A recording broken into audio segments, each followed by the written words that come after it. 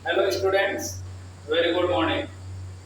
तो आइए आज हम लोग सीखते हैं फ्यूचर कंटिन्यूअस टेंस।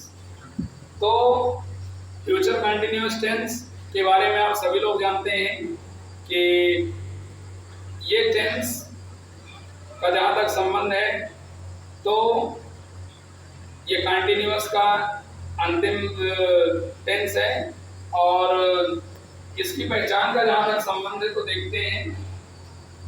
तो फ्यूचर कंटिन्यूअस टेंस की पहचान रहा होगा,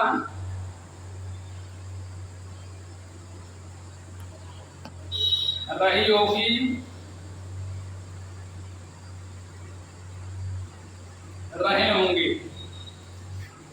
फ्यूचर कंटिन्यूअस टेंस का जहां तक संबंध है तो इसकी पहचान है रहा होगा, रही होगी, रहे होंगे।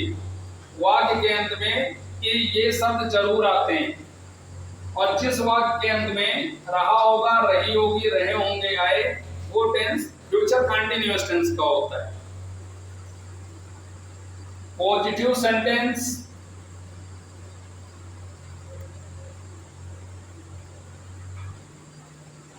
पॉजिटिव सेंटेंस का फार्मूला देखते हैं। फार्मूला क्या है? सब्जेक्ट विल बी या शैल बी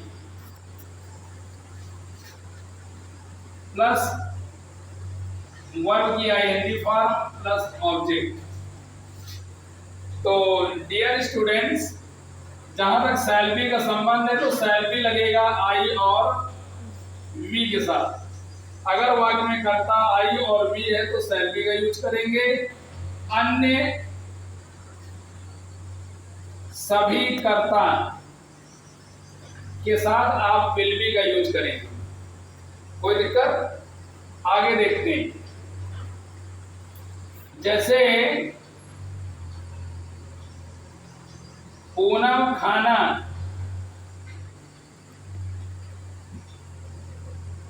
पका रही होगी तो क्या होगा?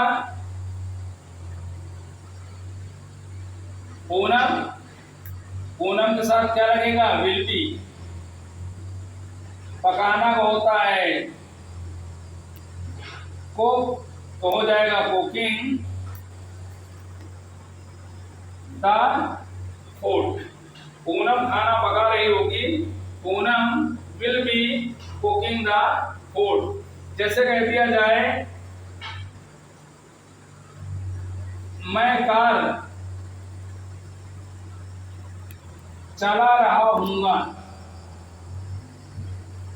तो क्या हो जाएगा? आई के साथ क्या लगेगा? Shall be. I shall be driving a car. Any doubt? तो ये था फ्यूचर कंटिन्यूअस टेंस का पॉजिटिव सेंटेंस। पॉजिटिव सेंटेंस का formula subject will be, shall be plus verb में आईएनजी प्लस ऑब्जेक्ट। और ये हैं पॉजिटिव सेंटेंस के उदाहरण। अगर ये क्लियर हो गया है तो आइए हम आगे चलते हैं।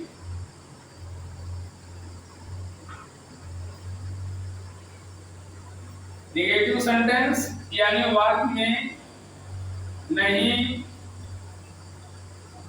कभी नहीं, कोई नहीं जैसे शब्द आ रहे हैं तो फार्मूला ये है सब्जेक्ट विल नॉट बी या शैल नॉट बी, वर्ब में आईएनजी प्लस ऑब्जेक्ट। जैसे हम कहते हैं मधु गीत नहीं गा रही होगी तो मधु के साथ क्या लगेगा? विल नॉट बी या shall not be. I be के साथ शैल बी तो कर्ताओं के साथ विल बी होता है तो Madhu will not B.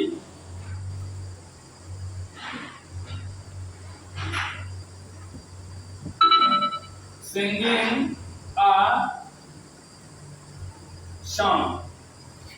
Okay, I hope ये आपकी समझ में आ गया होगा। अब इसके बाद देखते हैं इंट्रोगेटिव सेंटेंस।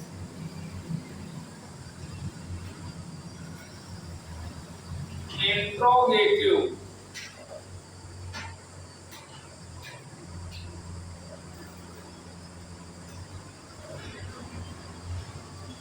तो इसमें क्या है, अगर कहते हैं क्या मोनू पत्र लिख रहा होगा, तो आप सभी लोग जानते हैं जब वाक्य की शुरुआत क्या से होती है तो क्या इंग्लिश नहीं लिखते हैं, तो क्या करेंगे हम हेल्पिंग वर्ब से वाक्य की शुरुआत करेंगे। तो हेल्पिंग वर्ब क्या है, विल या शैल। तो यहां पे लगेगा विल मोनू बी, लिखना का होता है राइट, तो क्या हो जाएगा राइटिंग अ लेटर।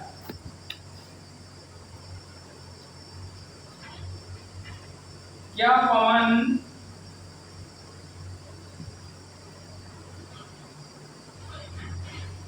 किताब नहीं बेच रहा होगा। तो देख पा रहे हैं क्या भी है और नहीं भी है, रहा होगा नहीं होगे, यानी इसका मतलब कि ये भी फ्यूचर कंटीन्यूअस टेंस का वाक्य है। अब पवन है तब भी आपका विल ही लगेगा, विल पवन। अब क्या लगेगा, नहीं के लिए नॉट, फिर लगेगा बी, तो विल पवन नॉट बी। बेचना का होता है सेल, तो आईएनजी हो जाएगा सेलिंग आ बुक। तो ये थे क्या पे आधारित। अब इसके बाद देखते हैं क्वेश्चन वर्ड पे आधारित। जब वाक्य के बीच में क्वेश्चन वर्ड आए, जब वाक्य के बीच में क्वेश्चन वर्ड आए तो क्या करेंगे, क्वेश्चन वर्ड विल या shall plus subject plus be plus verb में ING plus object. Question word will या शैल, सब्जेक्ट बी, वर्ब में आईएनजी प्लस ऑब्जेक्ट। तो डियर स्टूडेंट्स देखते हैं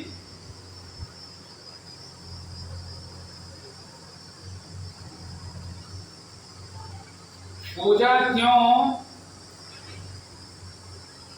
अपना काम